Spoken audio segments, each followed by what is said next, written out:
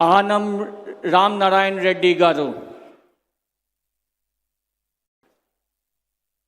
నేను ఆనం రామనారాయణ రెడ్డి అనే నేను శాసనము ద్వారా నిర్మితమైన భారత రాజ్యాంగం పట్ల నిజమైన విశ్వాసం విధేయత చూపుతానని, భారతదేశ సార్వభౌమాధికారాన్ని సమగ్రతను కాపాడుతానని, ఆంధ్రప్రదేశ్ రాష్ట్ర మంత్రిగా నా కర్తవ్యాలను శ్రద్ధతో అంతఃకరణ శుద్ధితో నిర్వహిస్తానని, భయం కానీ పక్షపాతం కానీ రాగద్వేషాలు కానీ లేకుండా రాజ్యాంగాన్ని శాసనాలను అనుసరించి ప్రజలందరికీ న్యాయం చేకూరుస్తానని దైవసాక్షిగా ప్రమాణం చేస్తూ ఉన్నాను.